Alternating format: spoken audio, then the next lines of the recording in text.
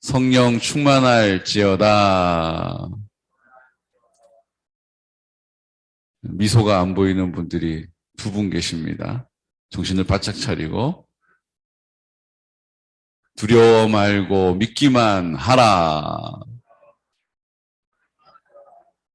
아멘. 네, 새해 복 많이 받으십시오. 네, 여러분 복을 오해하면 안 됩니다. 복은 주님이 우리와 함께 하시는 것이요, 주님이 내 마음 가운데 계신 것이요, 내 마음에 성령님이 전부가 되시는 것입니다. 우리는 새해 복 많이 받으십시오 이렇게 선포할 때 주님이 성령으로 우리를 충만하게 하십시오 라고 선포하는 것입니다. 새해 복 많이 받으십시오라고 쓰고 성령으로 충만하십시오라고 읽는 거예요. 아멘? 네, 우리는 그것을 선포하는 것입니다. 오래 사는 거, 돈 많이 버는 거, 내가 계획한 일이 어김없이 이루어지는 것이 다가 아니에요. 하나님께서 하나님의 영광을 나타내십니다. 누굴 통해서요? 누굴 통해서요? 나를 통해서. 나를 통해서. 아멘. 아멘. 오늘은 요엘을 통해서 그 뜻을 나타내시는 것을 보게 됩니다. 요엘서 1장을 보면 여호와의 날이라는 것을 우리에게 선포하세요. 여호와의 날이 무엇입니까?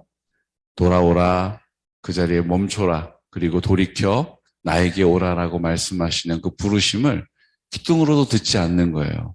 내 마음대로 내 뜻대로 사는 것입니다. 내가 주인되어 내가 판단하고 결정하는 거예요. 내 생각에 골몰한 것으로, 내 생각에 견고한 진을 근거로 그 삶을 내 힘으로, 내 결정으로, 내 노력으로, 나의 수고로, 나의 방법으로, 나의 경험을 의지하여서 살아가는 것입니다. 그 자리에서 멈춰 서야 하는 것이죠. 그리고 다시 돌이켜야 하는 것입니다. 여러분, 이건 참 중요해요. 왜냐하면 빛 대신 주님이 우리와 함께 하시기를 원하세요. 근데 그 빛 대신 주님은 우리 앞에서 행하십니다. 그렇기 때문에 우리가 그 빛을 따라가야 하는 것입니다. 그 빛을 따라가면 여러분, 빛이 뭘 의미합니까? 그 빛은 밝음을 의미해요. 그 빛은 따뜻함을 나타내요. 그래서 주님과 동행하면 주님이 우리를 밝음으로 인도하시고 주님의 따뜻한 온기를 느끼게 되는 것이죠. 근데 그 주님을 우리가 등지게 되면 어떻게 됩니까? 등지게 되면 우리 앞에 그림자가 드리워져요. 그 그림자가 주님을 멀리 떠나면 떠날수록 더 길게 드리워져요. 어떻게 됩니까? 그러면 내 인생에 어두움, 절망, 낙심, 원망, 불평, 아멘 할 때까지 하는 거 아시죠? 2022년도에도 계속됩니다.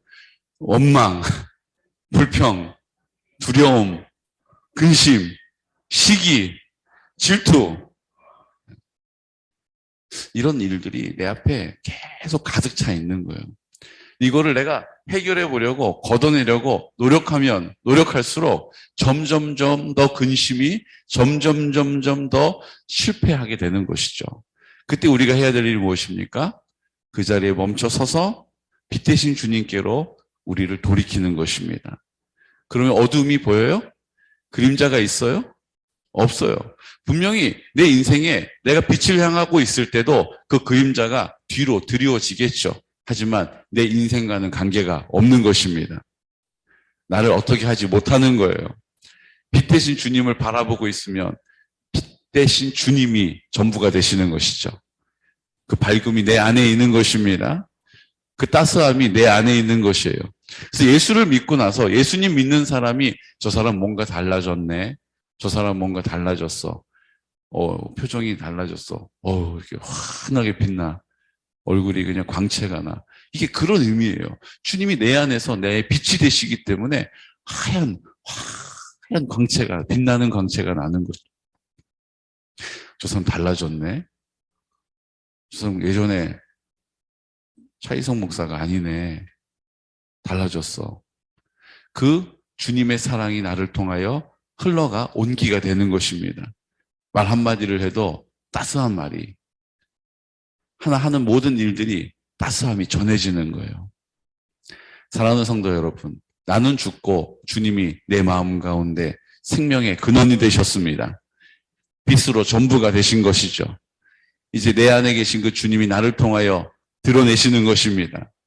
온기로, 그 밝은 빛으로.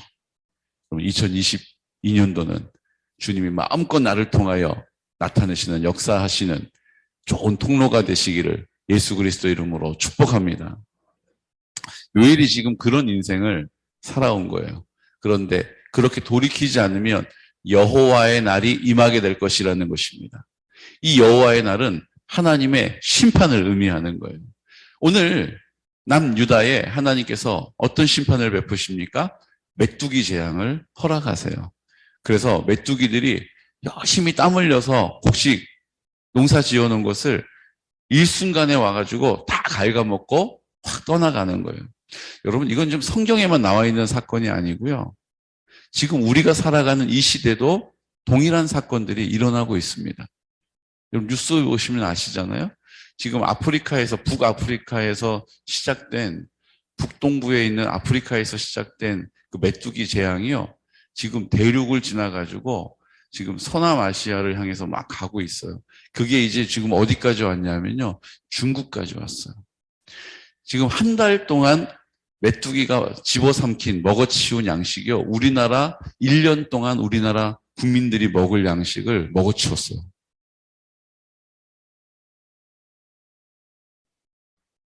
중국이 지금 비상이에요. 근데 지금 중국은 언론이 다 폐쇄가 되어 있고 통제가 되니까 지금 이 상황이 잘 우리에게 전달이 안 될 뿐이지, 지금 메뚜기 떼로 인하여서 인도부터 시작해서 쭉 동쪽으로 지금 바람 조금 세게 불면 그 메뚜기 한 마리라도 우리나라 서해안 건너가지고 오는 날이 이제 우리나라도 메뚜기 떼 급습을 받게 생겼어요. 우리나라는 지금 메뚜기 떼는 없는데 뉴스 한번 보십시오. 모기 떼가 그냥 온통 마을을 뒤덮는 마을이 있는가 하면, 파리 떼가 온통 마을을 뒤덮는 마을이 있는가 하면, 지금 하나님께서 마지막 날에 일어날 일들을 우리에게, 우리가 살아가는 이 시대에 보여주고 계신 것입니다. 메뚜기 재앙이 있어요. 그러니까 돌이키지 않으면 하나님께서 돌이키지 않는 것에 대하여서 책임을 물으신다는 거예요. 그게 여호와의 날입니다. 그런데 2장에 와서 보면 그 여호와의 날이 하나님이 재앙을 내리시는 날인 동시에 하나님께서 돌이키는 자에게 은혜를 베풀어 주시는 날이에요.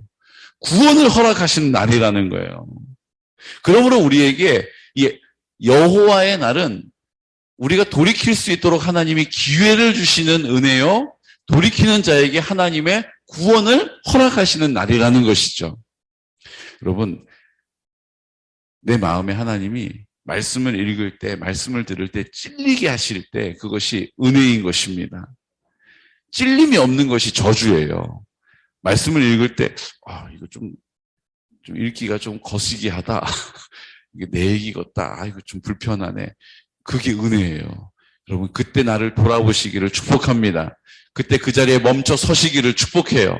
그리고 내가 지금 하던 일들을 멈추어 서서 나를 돌이켜 주님을 바라봐야 돼요. 하나님의 말씀을 내 삶 가운데 비춰봐야 하는 것입니다.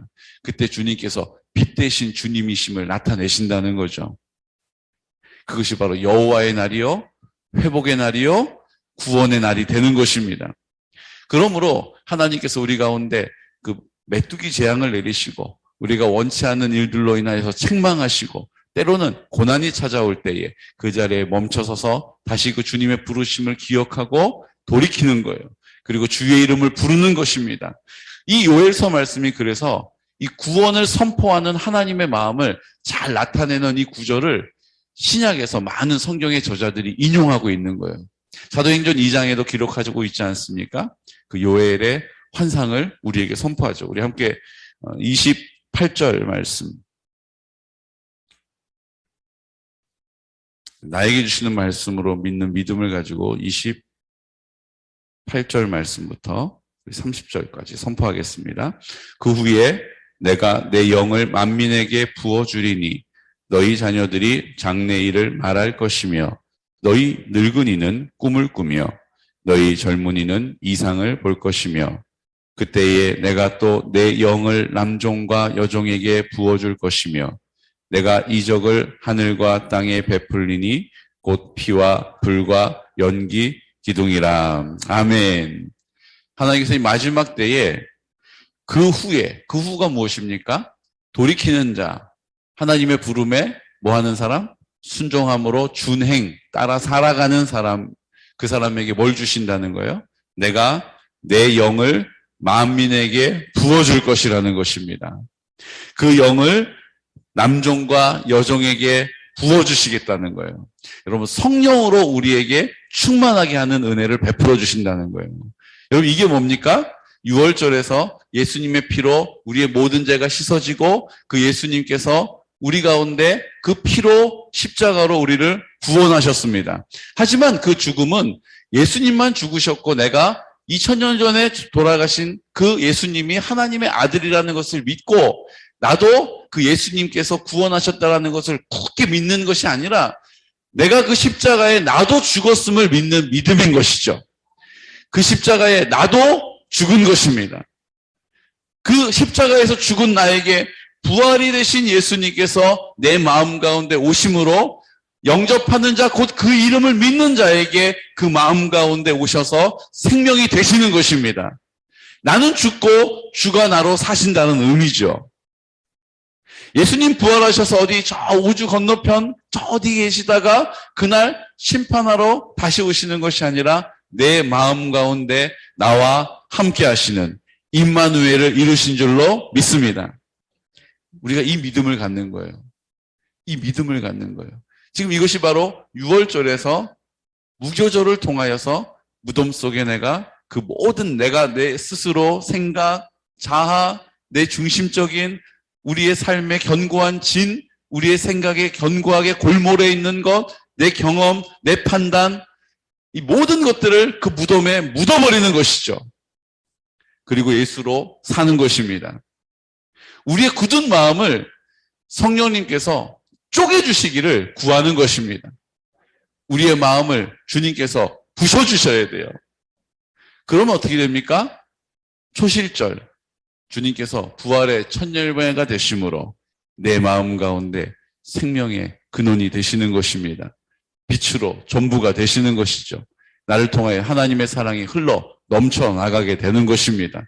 그러고 나서 어떻게 돼요?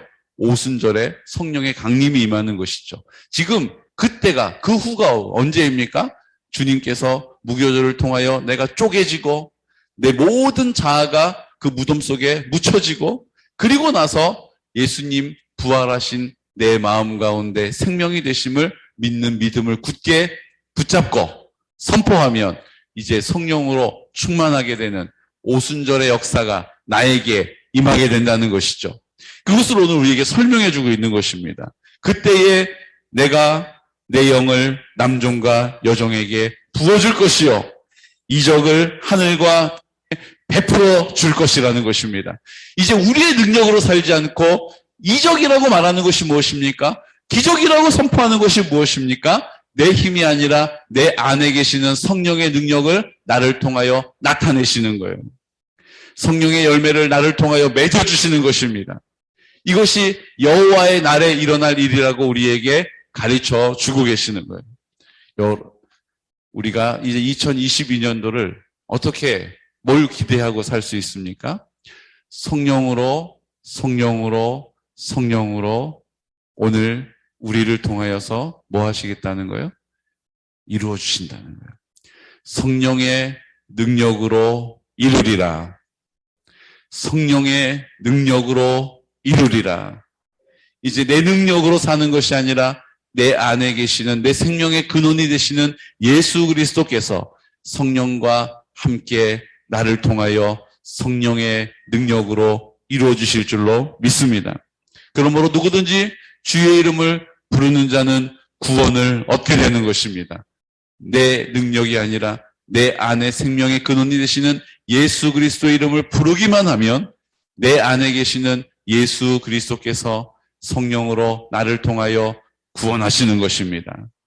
회복하시는 것입니다. 온전케 하시는 것입니다. 나를 통하여 나에게 허락한 모든 공동체가 회복되어지는 거예요.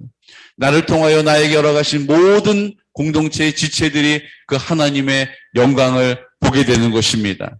이적과 기적을 보게 되는 것입니다. 하나님께서 맺어주시는 열매를 거두게 되는 것이죠. 그러면서 함께 기뻐하는 거예요. 이거 우리가 뿌린 것도 아닌데 이렇게 거두게 되네요.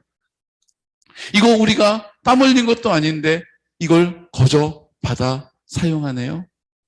하나님의 은혜임을 선포하고 고백하게 되는 것입니다.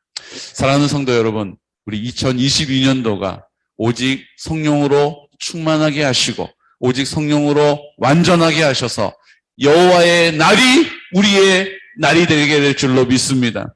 여호와의 날이 하나님께서 나를 통하여 나타내시는 증거가 될 줄로 믿습니다. 여러분, 그 주님을 기대하십시오. 그 주님과 함께 동행하십시오. 그 승리의 기쁨을 노래하게 될 줄로 믿습니다. 시간 다 같이 기도드릴 때 주님, 여호와의 날, 오늘 성경은 말합니다. 너희는 옷을 찢지 말고 마음을 찢고 마음을 다하여 내게로 돌아오라고 말씀하십니다. 그 당시 3배로 되어진 옷은 우리가 힘을 조금만 주면 쉽게 찢어지는 옷이라고 하죠. 입술로만 주님 회개합니다. 주님 반성합니다. 후회합니다. 주님 그렇게 하지 말라는 것입니다. 그것은 쉬운 일이라는 거예요. 마음을 찢으라고 우리에게 마음을 찢고 돌아오라고 말씀하십니다. 주님, 우리가 돌아와야 할 것이 어디에 있습니까? 어떤 것이 여전히 내가 무덤 속에 묻어지지 않고 쪼개지지 않고 내 마음 가운데 자리하고 있습니까? 오늘 입술을 열어 회개합시다. 주님, 회개의 영을 우리 안에 부어주시옵시고 성령으로 새롭게 하여 주시옵시고 입을 열어 성령께서 기억나게 하여 주시고 애통할 마음을 주시고 아버지 앞에 입술을 열어 주님, 내 문제를 해결해 주십시오. 내 완고한 마음을, 내 견고한 생각의 짐들을, 우리의 굳어있는 것들, 완고한 마음들, 원망을 풀지 않는, 원통함을 풀지 않는 우리의 마음을 주님 불쌍히 여겨주시옵소서라고 이 시간 나사렛 예수 그리스도 이름으로 선포하면서 기도드리겠습니다. 주여, 주여, 주여. 오 거룩하신 아버지 하나님, 은혜